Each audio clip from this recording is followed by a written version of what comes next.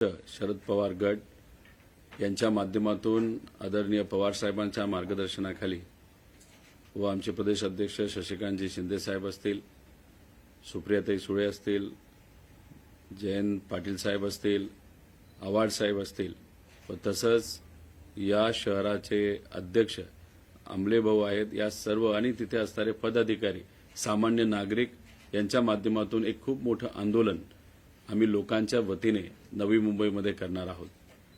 हे आंदोलन कशासाठी करत आहोत तर मोठ्या प्रमाणात महागाई जी वाढलेली आहे आणि ती महागाई वाढल्यामुळे मिडल क्लास असतील, सामान्य लोक असतील, यांना खूप मोठ्या प्रमाणात अडचणी वाढत चाललेल्या आहेत।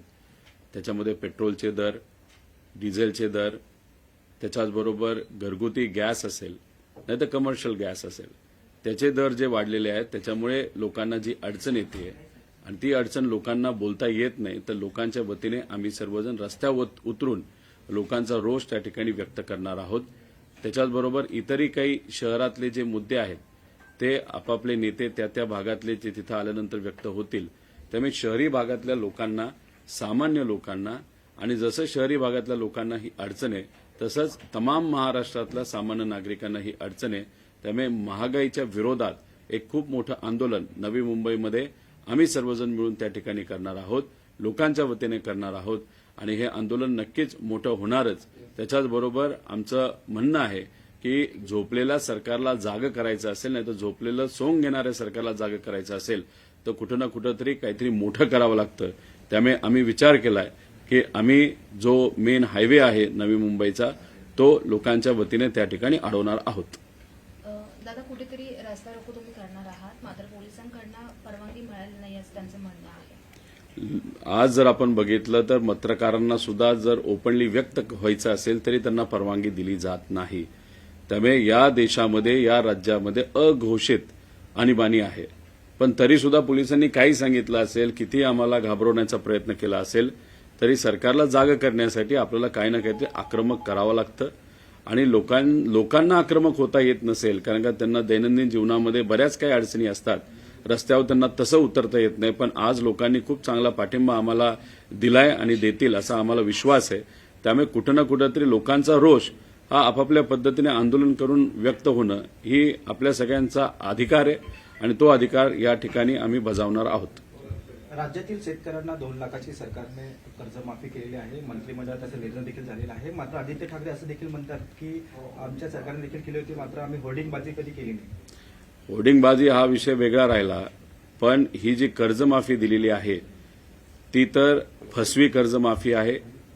चांगली मनापासून कर्जमाफी करायची असते त्याला नियत चांगली लागते, पण हे सरकार फक्त दिखावापणा करते असं आमच्या सगळ्यांचं मत आहे। ही कर्जमाफी देत असताना त्यांनी इतक्या अटीतटी टाकल्यात। आदरणीय पवार साहेबांनी जेव्हा कर्जमाफी दिली होती अख्ख्या देशाला तेव्हा कुठली अट टाकली नव्हती।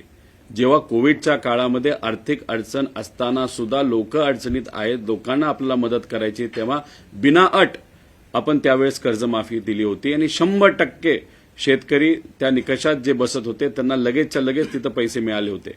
2017ला जेव्हा देवेंद्र फडणवीस साहेबांचं सरकार या महाराष्ट्रामध्ये होतं, इतक्या अटी टाकल्या होत्या की त्या अटी वाचता वाचताच लोक बेहाल झाली होती आणि बऱ्याच लोकांना त्यातून सुद्धा वगळण्यात आलं होतं। काल सुद्धा आपण जी काही कर्जमाफी ती डिक्लेअर झाली त्याचा जर अभ्यास केला, त्याच्यामध्ये जे काही प्रलंबित कर्ज आहेत शेतकऱ्याचे त्याच्यामध्ये सुद्धा अटी टाकल्यात। ती अट काय की समजा जर 2019ला काही शेतकऱ्यांनी कर्जमाफीचा लाभ घेतला असेल तर त्यांना जास्तीत जास्त 50,000 रुपयाची कर्जमाफी। एक तर सरकारने समजून घेतलं पाहिजे, त्यावेळेस शेतकरी खऱ्या अर्थाने अडचणीत होते आणि मग अडचणीत असणारा शेतकरी त्यावेळेस जर आपण बघितला तर या राज्यातले 90% शेतकरी अडचणीत होते। त्यामुळे 90% शेतकऱ्यांनी म्हणजे 33 लाख शेतकऱ्यांनी त्यावेळेस कर्जमाफीचा लाभ घेतला होता। लाभ नाही, तो त्यांचा अधिकार होता जो सरकारने त्यांना मदत त्या ठिकाणी केली होती। आता मग 33 लाख शेतकऱ्यांनी ती मदत तिथं घेतली असेल तर त्याचा अर्थ त्यांना तुम्ही फक्त 50,000 रुपयेच तिथं देणार आहात। त्याच्यात पण त्यांनी अट अशी टाकलेली की समजा 1 लाख तुमचे जर ड्यू असतील नाही तर तुमचे कर्ज तिथं कर्ज थकीत असेल 1 लाख रुपयाचं तर आधी 50,000 भरा, मग मी तुम्हाला 50,000 देतो। म्हणजे OTS सिस्टम त्यांनी आणली की म्हणजे हॉस्पिटलमध्ये गरीब माणूस गेल्यानंतर आधी पैसे भर मग तुला ट्रीटमेंट करतो, अशी भूमिका दुर्दैवाने त्या ठिकाणी सरकारने घेतलेली आहे. असे 33 लाख त्याच्यामध्ये सर्व शेतकरी आहेत. 90% शेतकरी या कॅटेगरीमध्ये त्या ठिकाणी येतात. म्हणजे कुठं ना कुठंतरी अप्रत्यक्षपणे बँकेची वसुली करण्याचा प्रयत्न सरकार तिथं करतंय. फक्त 50,000 रुपये. अहो, ह्या 50,000मध्ये या लोकांचं काही त्या ठिकाणी होणार नाही. त्यामुळे पूर्णपणे ही फसवी कर्जमाफी त्या ठिकाणी आहे. आणि आधीचे म्हणजे 2 लाखाचं ज्याचं कुणाचं काय भरायचं असेल, समजा त्या 2019ला ज्यांनी ते लाभ घेतला असेल, 2 लाख असेल, 1.5 लाख भरा, मग 50,000 मिळणार. 3 लाख जर कर्जबाजारी झाला असेल शेतकरी तर 2.5 लाख भरा, मग 50,000 देणार.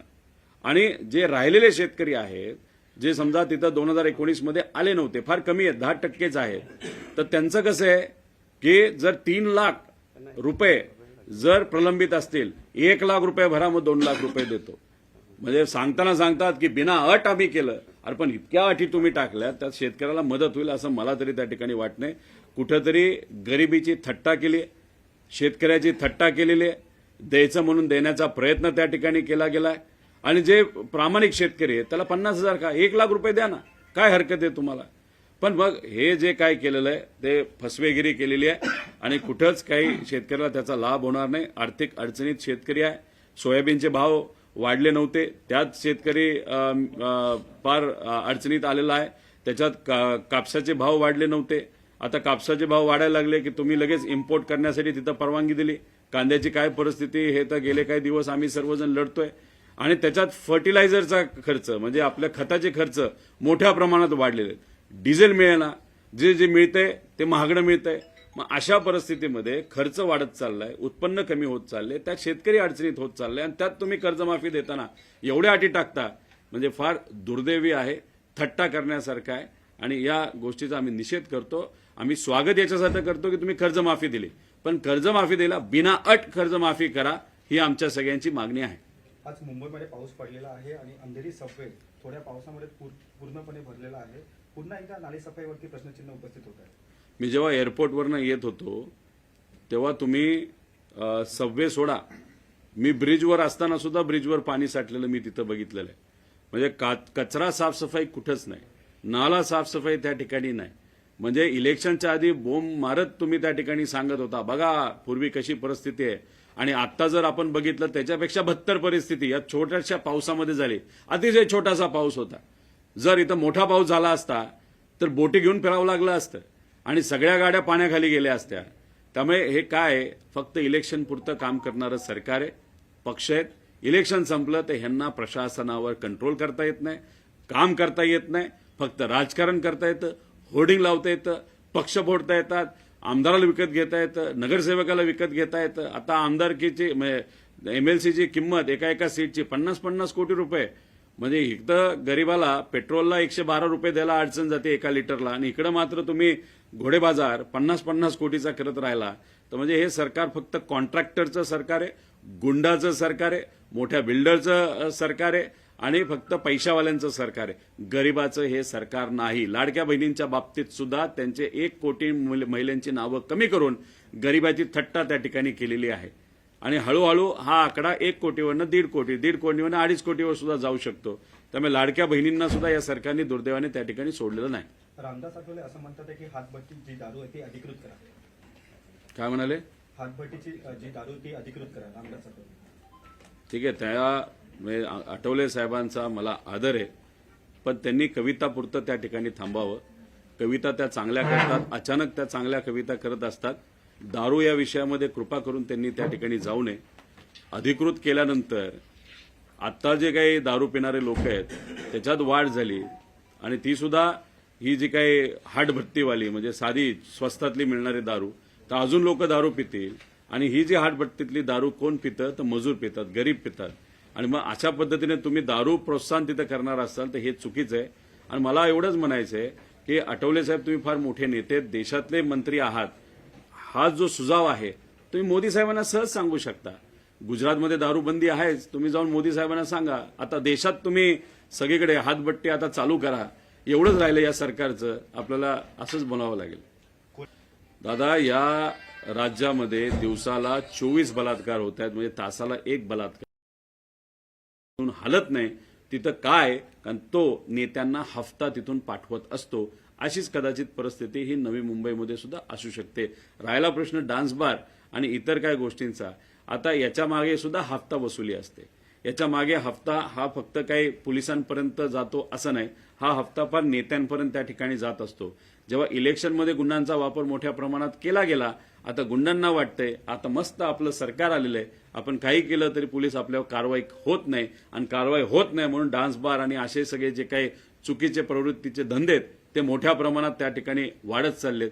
प्रॉस्टिट्यूशन वाढते, ड्रग्सची विक्री मोठ्या प्रमाणात तिथं वाढत चालली, गुंडाशाही तिथं वाढत चालली. त्यामुळे ह्या सगळ्या गोष्टी का वाढत चालल्यात, कारण गुंडांचं सरकार या राज्यामध्ये आलेलं आहे, सामान्य लोकांचं नाही. एकीकडे अधिवेशनामध्ये मुख्यमंत्री स्वतः म्हणतात का नियमांचं उल्लंघन केलं तर कारवाई होईल, आणि दुसरीकडे 9:30 पर्यंतचं टायमिंग असून सुद्धा पहाटेपर्यंत सुरू असतात. याला कोणातरी वरदस्त आहे का? हे बघा कसं असतं की एखादा नेता बोलून जातो, गय करणार नाही, पाताळातून शोधून काढेल, त्याव करेल ह्याव करेल. अजितदादांच्या बाबतीत देवेंद्र फडणवीस साहेबांनी हेच सांगितलं होतं. ऐकताना इतकं आमचं मन भरून आलं की अरे उद्याच आता काही लोकांना पकडलं जाईल. त्यानंतर गेले 2 महिने त्यांनी सांगितलं होतं आम्ही सीबीआयकडे पाठवू हे प्रकरण, अजूनपर्यंत गेलं नाही. FIR आम्ही स्वीकारू, अजूनपर्यंत झालेलं नाही. आता एवढा मोठा नेता मित्राबद्दलच जर तिथं अधिवेशनात खोटं बोलत असेल तर मग बाकी स्टेटमेंट फक्त स्टेटमेंट पुरतं असं आपल्याला म्हणता येईल. त्याच्याचबरोबर नरेंद्र मोदी साहेबांनी आव्हान केलं होतं की बाबा खर्च कमी करा, गाड्या कमी वापरा, डिझेल कमी वापरा. पण याच कॅबिनेटचे, महाराष्ट्राच्या कॅबिनेटचे नेते प्रायव्हेट विमानाने नाशिकपर्यंत त्या ठिकाणी पोहोचत असतील. त्याच्यात एक तर महाजन साहेबांसारखा नेता आणि बीजेपीचे प्रदेश अध्यक्ष हे सुद्धा त्या विमानामध्ये दुसऱ्याच दिवशी. याच्यावरूनच समजून घ्या नेते आव्हान करतात, खालची लोक सांभाळत नाही तर पाळत नाही. त्यांना माहिती त्यांना माफ केलं जाईल. फक्त कारवाई कोणावर केली जाईल तर गरिबावर केली जाईल, विरोधातल्या लोकांवर केली जाईल, नेत्यांवर केली जाणार नाही. हे नेत्यांना माहिती असल्यामुळे कुठंच सगळा खुल्लम कार्यक्रम त्या ठिकाणी दुर्दैवाने त्या सुरू आहे. Thank you sir. ओके.